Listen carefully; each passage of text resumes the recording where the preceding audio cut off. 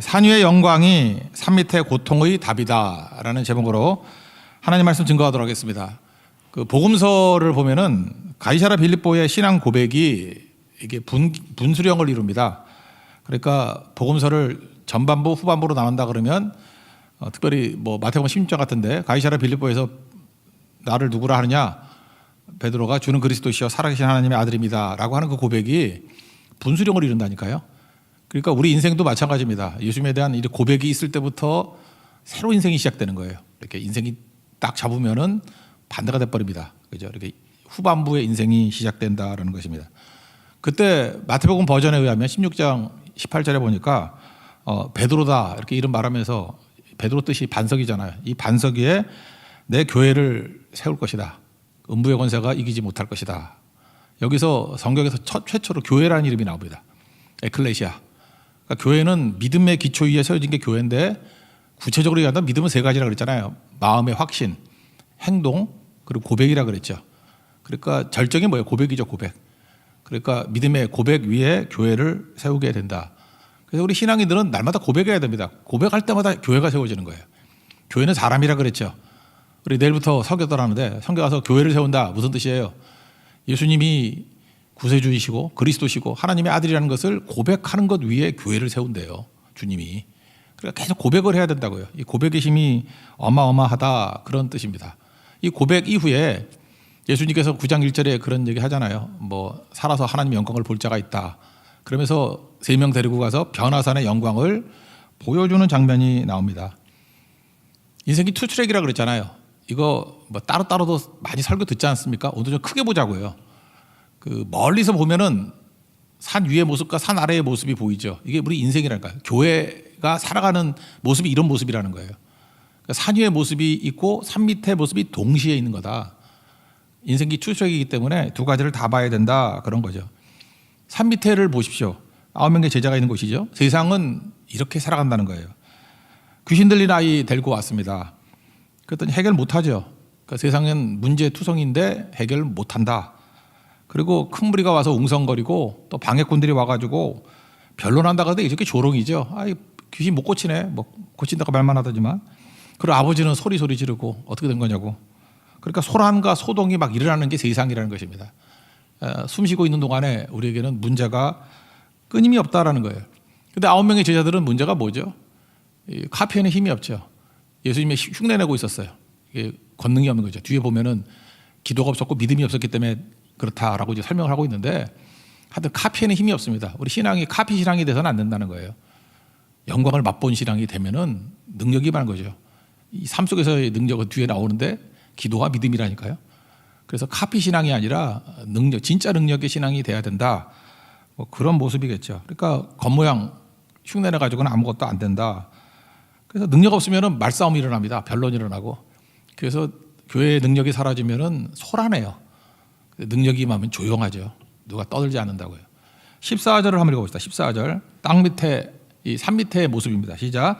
이에 그들이 제자들에게 와서 보니 큰 무리가 그들을 둘러싸고 서기관들이 그들과 더불어 변론하고 있더라. 소동과 소란이 벌어지고 있더라. 능력 없는 모습이다.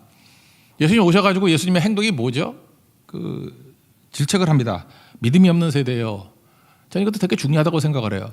우리 성도들 되게 이렇게 칭찬, 격려 이런 거 되게 좋아하는데, 해보면 알지만 칭찬과 격려하면 시간이 걸리잖아요. 그죠? 이렇게 사랑에 대한 확신이 없으면은 뭐 칭찬과 격려해야지. 그래야 안 아프고. 그러니까 여러 사람 이렇게 같이 공동체 생활을 하려고 그러다 보면 너무 직업만 하면 안 돼요. 그죠? 상처가 입으면 일을 못 하잖아. 그런데 만약에 내가 상태가 좋다 그러면은, 상처 없는 관계라 그러면, 상처는 사랑의 관계가 되면은 상처가 없죠. 그러면 직설적으로 때리면 굉장히 빨리 가죠. 그렇지 않아요? 우리가 지금 여기 급한 일이 있는데 어느 게 길이에요? 그러면 죽고 살 문제면 여기가 길이다. 그러면 글로 가야지 되는 건데, 보통 때는 여기가 길이다 그러면 보통 때는 안 가잖아요. 그러니까 뭐 칭찬도 하고 너는 내 말을 잘 듣는 사람이야. 이 길로 가면 아마 희망이 있을 거야. 뭐 이렇게 설명하다가 하면 그래야 또 들을 수도 있죠. 그러니까 우리가 질책과 이렇게 직언을 하는 분을 두고 있고 그걸 받아들일 수 있는 마음이 있다 그러면 굉장히 빨리 변화가 돼요. 저는 개인적으로 하나님 앞에 이런 걸로 구했거든요. 이렇게 직설적으로 해 주십시오. 빨리빨리 움직이를 원합니다. 세월 영광이 아닌 일에 인생을 낭비하고 싶지 않습니다. 그런 게 더 젊었을 때 되게 많이 했던 것 같은데, 예수님은 뭐 칭찬 격려도 하시지만 제자들에게는 이렇게 안 하셨던 것 같아요. 왜냐, 빨리 변화가 돼야 되니까. 이제 뭐 십자가 지는데 얼마 남지도 않았잖아요. 그러니까 직설적으로. 그래서 믿음이 없는 세대요 이렇게 얘기하잖아요. 뭐 칭찬은 고래도 춤추게 한다. 니네는 고래가 아니다. 그런 거죠. 칭찬이 무슨 고래가 춤추게 하냐. 너희는 직설적인 얘기를 갖고 뛰어야 된다. 믿음 없어 그래. 믿음 없어 그래. 그렇게 직설적으로 얘기를 하죠. 19절 읽겠습니다. 시작. 대답하여 이르시되 믿음이 없는 세대여 내가 얼마나 너희와 함께 있으며 얼마나 너희에게 참으리요 그를 내게로 데려오라 하시매. 근데 산 밑에 있던 9명과 산 위에서 영광을 경험한 3명은 좀 다른 것 같죠. 여기서 베드로, 요한, 야고보는 안 나서잖아요. 그들을 질책하지는 않잖아요. 이유가 뭘까요? 영광을 받기 때문에. 그래서 3명 대 9명의 제자들은 차이점이 이거라는 것입니다. 영광을 본 사람과 영광을 보지 않은 사람의 차이점이 있다. 그래서 뭘 지금 잘하고 못하고의 문제가 아니라 부흥을 봐야 됩니다. 부흥을 본 사람과 안 본 사람은 달라요. 뭘 먹어본 사람 있죠. 고기도 먹어본 사람이 그 맛을 알지. 한 번도 고기 맛을 못 본 사람은 뭔지도 모르잖아요. 그죠? 그 영광의 맛을 본 거. 그래서 우리가 해야 될 일은 뭐냐. 이번에도 선교는 전 세대가 다 가지 않습니까? 그러니까 저는 지금도 오늘도 계속 기도했던 게 그거예요. 우리 유초등부 어린이들이 죄인이거든요. 나쁜 놈들이거든요. 걔네들. 회개하게 해주세요. 우리 에스더 그 사건 보십시오. 막 어린아이들까지 막 회개하고 나오잖아요. 그런 일들이 벌어지길 원합니다. 청소년 우리 티네이저들 참 귀엽죠. 근데 죄인이거든요. 엄청난 죄인이거든요. 그들이 회개하고 돌아오면, 그죠? 내죄내죄하고 돌아오면 그때 부흥이 일어난 거예요. 뭐 우리 장년들이야 말할 것 없던 죄인 중에 괴수죠, 그죠? 그러니까 거기도 회개하고. 근데 회개가 어린 아이부터 막 벌어지게 될 때 막 일어나게 된다라는 것입니다. 그러니까 여기에 얘기가 그죠? 영광을 맛보는 게 바로 그 회개하는 것들을 보는 거예요, 그죠? 하나님 영광을 보면 내 죄가 보이니까, 밝은 빛에 들어가면 내 죄가 보이니까. 딴 모습을 본 사람들은 이 변화가 된다는 것입니다. 회개가 왜 안 되느냐 하면은 그냥 옆에 사람 비교하니까 그래요. 내가 너보다 뭔 죄인이라고. 그러니까 회개가 안 나오는 거죠. 근데 예수 그리스도의 밝은 빛 앞에 내려가면 내 허물과 죄가 다 보이기 시작한다는 거예요. 그래서 회개 운동이 벌어지게 된다. 그리고 영광을 본 사람은 이런 것 때문에 안 흔들리죠. 예수님이 하나님이신데 영광을 받잖아요. 뭐 이 정도 병이야 뭐 이거 못 고치겠어. 그러니까 전혀 흔들리지 않는다는 것입니다. 비교가 달라지는 거예요. 비교가. 로마서 8장 18절에 보면 이런 말씀 나오죠. 현재 고난은, 현재가 이 땅을 살아갈 때 산 밑에는 고난이 있다는 거예요. 그걸 현재 고난 그랬어요. 장차 우리에게 나타날 영광과 비교할 수 없도다. 여기는 나타날 영광이라고 표현했는데 우리는 뭐예요? 체험한 영광과 비교할 수 없도다. 그 뭐가 재산입니까? 영광을 본 사람은 현재의 고난을 이깁니다. 이겨요. 근데 그거 못 본 사람은 못 이기죠. 영광을 보는 게 되게 중요한 거라고. 하나님의 영광을 본 사람은 하나님에 대한 믿음이 엄청 크잖아요. 뭐 못하실 게 없잖아요. 그러니까 현재의 고난과 비교가 안 돼요. 근데 나타날 영광, 체험한 영광이 없는 사람은 고난밖에 안 보이겠죠. 그러니까 날마다 무너지고 깨지고 그럴 수밖에 없다라는 것입니다. 여러분, 이 땅에서 우리는 이 구름 아래 인생을 살면요, 맨날 필요하잖아요. 무엇을 먹을까, 무엇을 마실까, 무엇을 입을까. 근데 이게 채워졌어요. 채워지면 또 금방 배고파요. 부족과 결핍이 있다고. 먹으면 지금 배부르면 내일도 배부를까? 내일 또 먹어야 돼요. 오늘 옷 사입고 막 좋다 그러잖아. 나 지금도 잊혀지지 않는 게 있다니까. 우리 집에 어떤 여자분이 옛날에 되게 비쌌던 무스탕이라는 거라 나 지금도 기억나. 그때 살 때나 기억이 나요. 되게 비쌌거든. 이거 사면은 죽을 때까지 있는데. 유행이란 게 있잖아. 지금 무스탕 입고 다니는 여자들은 아무도 없던데. 무스탕 비행기도 없어졌지만 옷도 없어졌어. 누가 무스탕을 입고 다녀요? 그죠? 근데 한 30년 된 것 같아. 그때는 전 국민의 교복같이 무스탕을 다 입고 다녔어. 뭐 가죽에다가 여기다 뭐 털 좀 다리고 그런 거 있잖아요. 그죠? 무스탕. 그런 거 똑같은 거라고. 그러니까 그 당시에는 그거 하나, 그거 뭐 지금식으로 치면 얼마쯤 간다고 생각해라. 지금쯤으로 한 100만 원에서 한 200만 원씩 가는 가치일 것 같아. 느낌상. 그 정도 이렇게 충격이 올 정도의 가치였다고. 그거 다 입었어요, 전부 다. 근데 다 없어져 버렸잖아요. 그죠? 또 목말라요. 또 배고프고. 그러니까 세상의 만족을 위해서 살아가는 사람은 잠시 잠깐일 뿐이지 그거 아무것도 아니라고. 근데 그걸 모든 걸 능가하는 방법이 뭐냐? 하늘의 영광이에요. 하늘의 영광을 바라보는 사람은 이게 비교가 안 되기 때문에 별로 그거에 목마르지 않아요. 그리고 이미 딴 걸로 채워졌기 때문에 뭐 별거 아니에요. 그래서 그 하늘의 영광을 본 사람들 고백이 주로 그런 거죠. 뭐 여호와는 나의 목자시니 내게 부족함이 없다. 뭐 이런 식으로 툭툭 던진다고. 그 하늘의 영광이 뭔지 모르는 사람은 이게 뭔 소리요? 그러면서 그거 갖고 막 연구하잖아. 하늘의 영광을 맛본 사람은 그냥 툭 던진 얘기가 뭐 지당한 말씀이고 이렇게 넘어간다고. 그죠? 그래서 시편 23편 1절에 너무 감동 안 해요. 뭐 당연한 얘기를 다윗은 뭐 이렇게 반복하나? 뭐 이러고 넘어간다고. 그죠? 당연한 얘기죠. 당연한 얘기. 우리가 이 두 가지 이 그림 잊지 마십시오. 산 위에 영광이 있으면 산 밑에 고난을 이길 수 있다.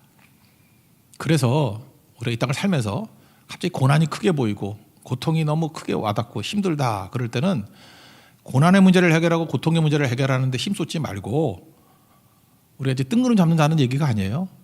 하늘의 영광을 향해 나가세요. 영광을 바라보면 나타날 영광과 비교할 수가 없는 거예요. 그래서 이겨요. 우리 믿음의 조상들 다 그렇게 살았습니다. 성경의 인물들 다 그렇게 살았어요. 그러므로 성교를 떠나게 되면 성교의 최고의 무기는 뭐예요? 하나님의 영광 보는 거예요.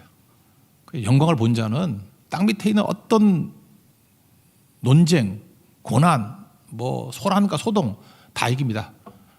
그러니까 하나님께서는 그 하나 쳐다보라고 나오라는 거예요. 하늘의 영광 어떻게 보죠? 예배 드릴 때 주로 많이 임하죠. 예배 드릴 때. 그래서 하늘의 영광을 맛봐야 된다. 그거를 말하고 있습니다.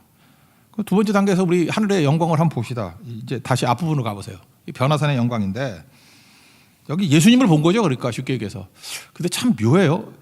그 주일에는 바울이 다메섹도상에서 그 부활의 예수님 만났던 장면이 나오고 또 철학기도 때는 요한계시록 1장을 통해서 9절부터 20절까지를 통해서 또 요한이 바라본 천국의 예수님 모습이 나오고 여기는 또 이 땅에서 잠깐 있었던 천국의 예수님을 보는 거죠.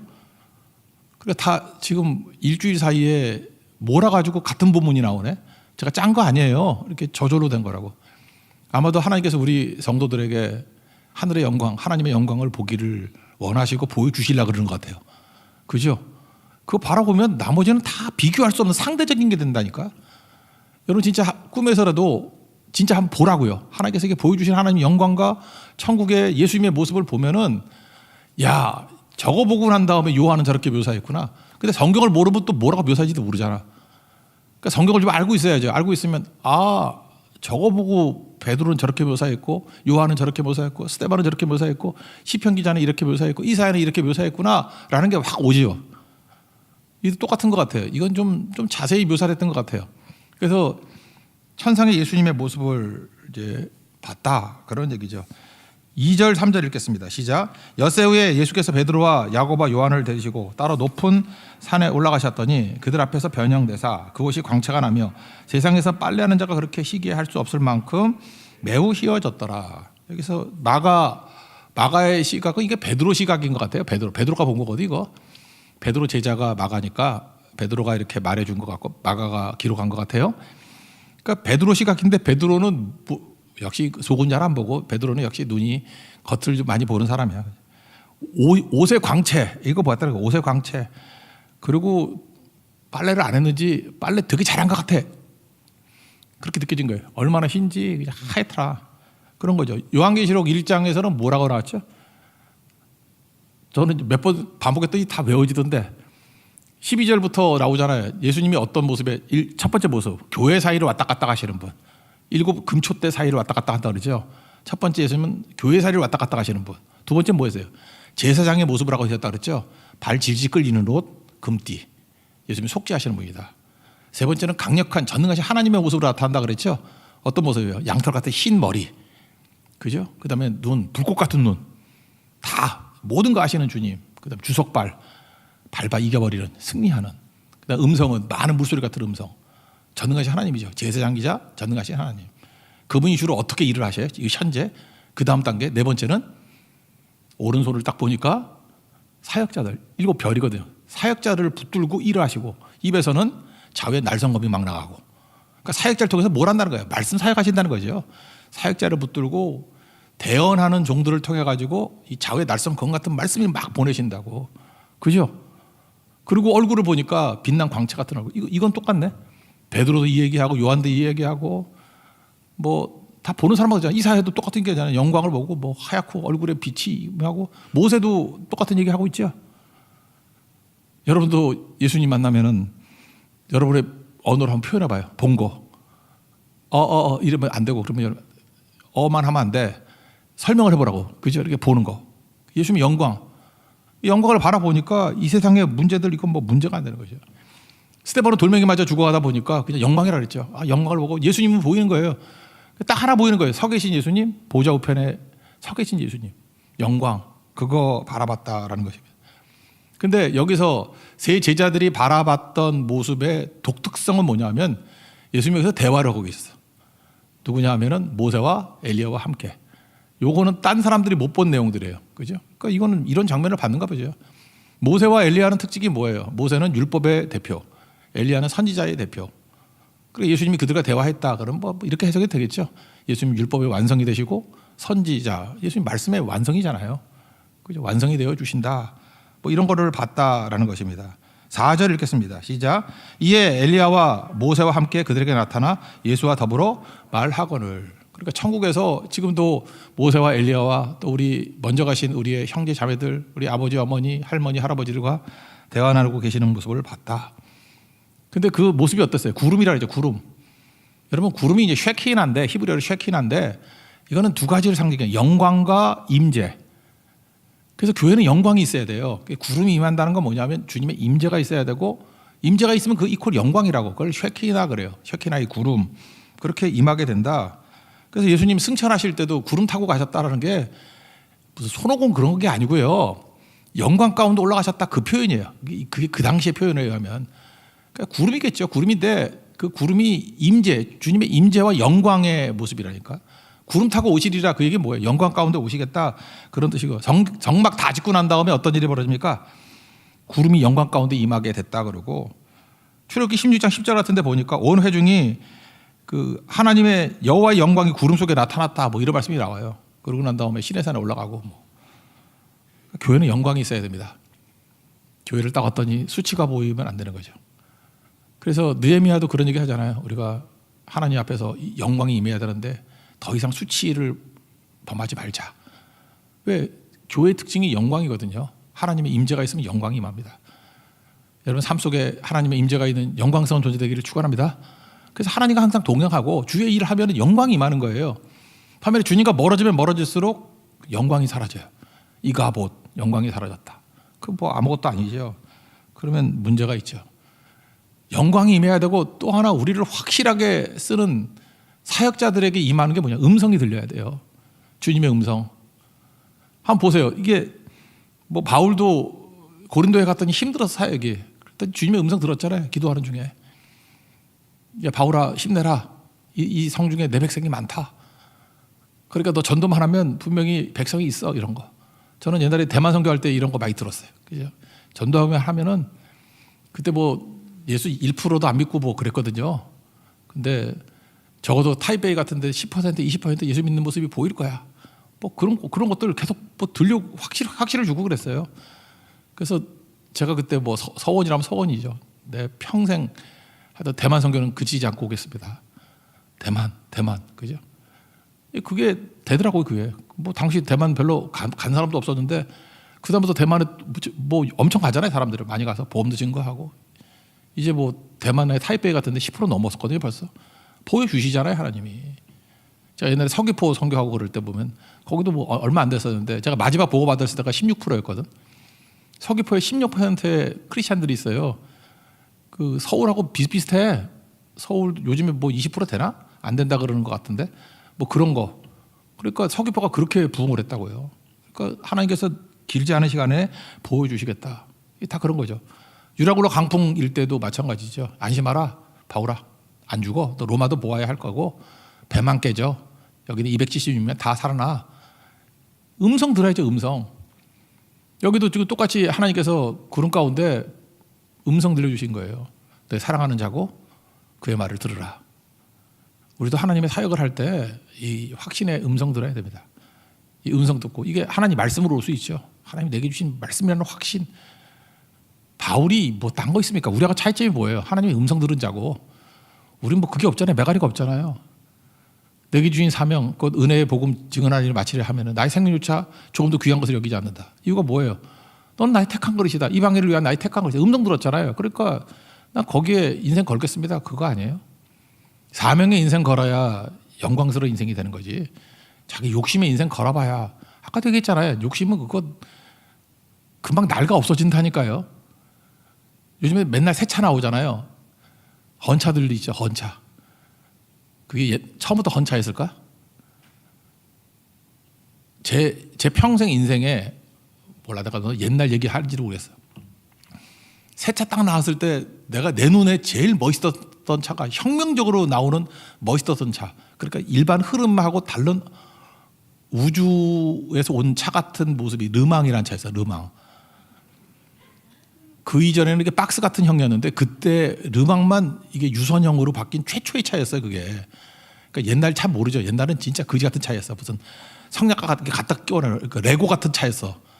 근데 르망만 유선형이야. 와, 차를 저렇게 만들 수도 있네. 막판에 가보니까 르망 차고 다니는 거죠. 똥차 먹고 다니네. 그런 느낌이 들더라고요. 아무리 좋은 차도요. 세월이 지나면 다 헌차 돼버리고 촌스러운 차 돼버리고 그런 거예요. 세상의 것이 다 그래요. 그래서 세상 거 추구하면은 채워 잡아야 얼마 안 가요. 그죠? 머리 나쁘면 1년 가고 머리 좋으면 일주일 가는 거예요. 기억력하고 똑같은 거예요. 근데 하늘의 영광을 바라보면 이거 다른 거죠. 그러니까 이런 접근을 해야 된다. 그래서 주님의 이 음성 들으면요. 여러분 이 땅에서 사역하다 보면은 뭐 살다 보면 상함도 있고 억울함도 있고 상처도 있고 그렇잖아요. 제가 최근에 어떤 분하고 얘기할 때 보니까 그분 말씀할 때 보니까 짜증이란 말을 많이 내. 짜증이 난다 뭐 이런 말을 쓰더라고. 그래서 내가 한번 혼자 곰곰이 생각해봤어. 내 평생의 삶 가운데 내가 쓰는 버캐버러리에는 짜증이란 단어가 없었거든. 뭐 무슨 뜻인지는 알겠지만 내 입으로 뭐 짜증 난다라고 말한 적은 없었던 것 같아. 내가. 그러니까 왜 그런가 생각해봤더니 그것도 나름의 믿음이었던 것 같아. 뭐 이렇게 힘들면 잠깐 쉬고요. 그죠? 뭐 어려움이 있으면 뭐 시간 지나면 어떻게 되겠지. 하나님이 도와주시겠지. 뭐 이러고 넘어갔지. 그 짜증이라고 규정시킨 적은 없었어. 내가 한 번도. 그런 거죠. 근데 이유가 뭐냐 하면 짜증이라고 말하기에는 짜증이라고 말을 못 하겠어. 짜증이라는 그 이면에 하나님의 더 큰 계획이 보이니까.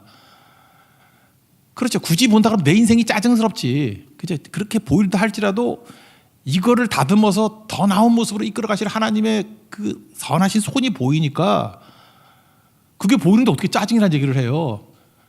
그냥 굳이 말하면 합력하여서 언을 이룬다. 그러고 나가지. 정 안 되면 어떻게 되겠지 그러지. 최악의 불신앙의 표현이 그거야. 어떻게 되겠지 뭐. 그죠? 맡기면 돼. 사실 이게 자포자기라기보다는 믿음의 표현인 것 같아요. 그죠? 그러니까 많이 해봐요. 자기 한계 부족함 다 아는데 하나님이 그걸 기가 막히게 만들어서 영광스럽게 변화시켜 준다고. 그러니까 내 인생에서 억울함도 없고 상함도 없고 상처도 없고 그래 지금 뭐 내 죄 때문에 막 깨졌어. 그렇지만 이게 끝이 아니라는 걸 알아요. 주님이 나를 자녀기 때문에 불쌍히 여기사 또 다듬어 가지고 또 이렇게 주겠지. 그죠? 아프지만 일어서겠지. 뭐 이런 거. 뭐가 짜증이 나요 그게. 하나님의 영광 가운데 서는 거죠. 그래서 영광을 봐야 돼요. 여러분 목사가 설교할 때 뭐 그렇게 아픔이 있으면 세부적으로 분석해서 뭐 마음의 상처를 이기는 법 1, 2, 3, 4 해가지고 쭉 설명하면 되게 친절한 목사같이 보이죠. 그 마음의 상처가 있으면 그 다음에 육체의 상처가 있고요. 육체의 상처가 끝나면 관계의 상처가 있고요. 관계의 상처가 끝나면은 미래의 두려움이 생기고요. 상처는 과거잖아. 미래의 두려움이 생기고 대책 없음이 생기고 꼬리에 꼬리를 몰아서 계속 해봐요. 그럼 뭐예요? 그거 삽질하는 목회지 그거. 아니 인생이 그게 언제 끝나? 평생 그러다 끝날 거예요? 다 집어치고요. 변화산에 올라가면 돼요. 하늘의 영광, 하늘의 영광. 그냥 그거 바라보는 예수님의 변화된 모습. 천상에서의 이 우리를 중보하시고 다스리는 하나님의 영광을 바라보면 현재의 고난은 나타날 영광과 비교할 수 없도다. 믿습니까? 그거예요, 그거. 그래서 여러분들 굳이 말한다 그러면 변화산에 올라간 3명의 제자 되십시오. 베드로, 요한, 야고보. 영광을 바라보면 현재 고난 이깁니다. 그 얘기를 하고 있는 거예요. 지금 인생은 추출액이기 때문에 이 땅을 살면서는 항상 이렇게 상함과 억울함과 상처와 뭐 소동과 소란 이런 게 있다라는 거예요. 근데 열심히 가지고 풀어봐야 또 생겨. 그건 변호사네 동시에 그 영적 세계죠. 영적 세계. 영적 세계가 있음을 바라보고 그거 바라본 사람은 현재 고난 상대적이고 아무것도 아닌 것이 된다. 그걸 깨닫게 된다라는 것입니다. 그거 잊지 맙시다. 또 한번 읽어봐야 되나 이거? 7절 읽겠습니다. 7절. 마침 구름이 와서 그들을 덮으며 구름 속에서 소리가 나되 이는 내 사랑하는 아들이니 너희는 그의 말을 들으라 하는지라. 그 다음에 이제 산 밑으로 내려와야 되겠죠. 이 베드로는 또 항상 쓸데없는 소리 잘하기로 유명한 사람이니까 여기 있는 게 좋사오니 좋지 뭐 영광 있으니까. 그래서 뭐 초막 셋을 짓고 5절 얘기하는 거예요. 하나는 주를 위해서 모세를 위해서 엘리야를 위해서 짓겠습니다. 그랬더니 이거 아니죠. 여러분 보세요. 하늘의 영광을 바라보고 난 다음에 영광이 더 커지기 위해서는요. 불이 있으면 불이 더 커지라고 맞바람을 받으면 불이 확 커지죠. 현장 속에 들어가야 더 큰 영광이 임하는 거예요. 이 똑같은 게 어디 나오냐? 고린도 후서 3장 18절에 나오는데 우리가 다 수건을 벗은 얼굴로 거울을 보는 것 같이 주의 영광을 봤다. 앞에 잘라버리고 하여튼 내가 주의 영광을 봤다. 그래서 그와 같은 형상으로 변화가 됐대요. 하나님 영광 보면 우리도 영광스러워져요. 그 다음 얘기, 영광에서 영광에 이르니 곧 주의 영으로 말미암이라. 성령께서 우리를 영광에서 영광으로 이끈대. 이거 해석이 돼요? 앞의 영광은 뭐고 뒤의 영광은 뭐냐? 근데 그 앞절에 보면 나와요. 3장 17절에 보면 나오는데 잠시 받는 환난의 경함이 지극히 크고 영원한 영광의 중함을 이루려 함이라. 뭐 이런 말씀이 나와요. 그러니까 뭐가 나오냐 하면은 이 말씀을 듣는 그 순간이 환난의 상태라는 거예요. 환난과 지금 부딪히고 있다는 거예요. 근데 환난이 가볍대. 환난의 경함. 그런데 영원한 영광의 중함, 무거움, 큰 영광을 이루게 하기 위해서 지금 현재의 환난의 경험을 경험하게 만든대요. 너무 어려워요? 하늘의 영광을 가지고 지금 현재 있는 환난이 있는데 그게 가벼운 거래요. 그거하고 빵 부딪히면은 큰 영광으로 변화가 된대. 그러니까 우리가 하늘의 영광을 받잖아요. 그러면 그걸 10배로 만들고 싶어. 그러면 일상생활에 돌아와가지고 꽝 하고 현실과 부딪히면 팍 커져요. 팍 부딪히면 또 팍 커지고. 그래서 잔챙이로 사는 사람과 거물로 사는 사람의 특징이 뭐냐 하면 하나님께 주신 영광 가지고 일상에 돌아와서 부딪히는 거예요. 근데 별거 아닌 사람은 베드로같이 산에서 무슨 등산 갔어? 텐트 치고 셋이서 있겠다 뭐 이러면은 쪼그라드는 거지. 텐트는 날아가 버려요. 그러니까 내려와야 된다 그런 얘기죠. 내려와야 된다. 그래서 내려왔죠. 예수님이 3명 데리고 내려왔잖아요. 그래서 진짜 부딪히죠. 내려왔더니 아까 처음 돌아갑시다. 일상에서 부딪혀야 더 큰 영광이 임한다. 그게 두 번째 메시지라고. 그러니까 성도는 어떻게 살아야 돼? 요약하면 투트랙이 있는데 하늘의 영광을 맛보고 일상에 들어가서 부딪히는 거예요. 성경 현장 가서 부딪히는 거예요. 그러면 10배 커지고 100배 커지고 막 이렇게 된다고. 그러면 영광의 영광으로. 그래서 영광 할렐루야 이렇게 찬양하면서 생소하지 않아야죠. 이게 우리 모습이 돼야죠. 그러니까 예배 때 하늘의 영광을 맛보고 그 다음에 빨리 나가서 부딪혀야 돼요. 복음 증거하고 기도하고 예배드리고 그럼 막 커진다고. 우리는 그 사이클을 경험하고 있잖아요. 이제 뭐 고성성교 가서 이거 할 거 아니에요? 그죠? 그래서 영광에서 영광으로. 잘 모르겠으면 고린도후서 3장 18절 읽어보고 17절 읽어보라고. 환난과 부딪히면 이렇게 영광에서 영광으로 임하게 된다고. 하나님께서 그렇게 이끌어 가신다라는 것입니다. 그러면 이제 산 밑에 얘기예요. 영광으로 부딪히면 되는데 이제 영광 본 사람 3명은 부딪히면 되는데 영광을 못 본 9명의 친구들 밑에서 깨지고 있잖아요. 그래서 왜 니네들 이렇게 무능하냐, 능력이 없냐 그럴 때 2가지로 본문 14절부터 29절 얘기하는 것 같아. 기도가 없어서, 믿음이 없어서. 그럼 뒤집어 얘기하면 영광을 바라본 사람이 꼭 붙들어야 될 게 뭐예요? 기도만은 놓치면 안 되죠. 쭉 기도. 그죠? 키본 기도. 또 하나가 뭐예요? 키본 믿음. 믿음만은 꾸준히 붙들고 있어야 되고 기도만은 꾸준히 붙들고 있어야 된다, 그런 얘기죠. 요거 팁인데, 변화산에 올라갈 때 장면이 공간복음이 다 나오잖아요. 다 나오는데 누가복음 버전이 9장 29절에 보니까 변화산에 왜 가셨을까? 왜 가셨을까? 기도하실 때 용모가 변화되고 그것이 희어져 광채가 나더라, 이렇게 돼 있어요. 그러니까 예수님이 세 제자 데리고 야 올라가자 그럴 때 왜 변화산에 갔냐 하면은 기도하러 가셨어요. 기도하러. 그러니까 이걸 보완한다 그러면 산 위에 3명과 산 밑에 9명의 차이점은 뭐예요? 산 위에 3명은 예수님이 기도하셨으니까 같이 기도했겠죠. 기도한 사람. 산 밑에는 기도 안 한 사람이죠. 그래서 왜 우리는 고치지 못합니까? 그랬더니 29절에 나오잖아요. 기도 외에 다른 것으로는 이런 유가 나갈 수 없느니라. 너네 기도 안 했잖아, 그 얘기지 뭐 딴 소리예요. 그죠? 그러니까 우리가 이 땅에서 하나님이 부딪혀가지고 영광의 영광으로 나타날 수 있는 방법은 뭐냐 하면 적어도 기도로는 무장하고 있어야 돼요. 그러니까 뭐예요? 기도하고 부딪히면 영광이에요. 기도하고 부딪히면, 그냥 부딪히면 대가리만 깨져요. 그죠? 기도하고 부딪히면 영광임하고 그냥 부딪히면 머리만 깨진다고. 그걸 얘기를 하고 있죠. 이건 뭐 이 정도만 생각했으면 좋겠고, 기도가 오늘 총주제는 아니니까. 또 하나 믿음이라고. 믿음 가지고 살아가야 된다는 거. 이 땅에 영광을 받았으면 그 믿음. 근데 여기 이제 그 아들, 귀신 들리는 아들의 아버지의 모습이 나오는데, 의심과 믿음의 관계를 보자는 거예요. 의심하고 불신앙하고는 달라요. 여기서 말하는 의심은 좀 괜찮은 거예요.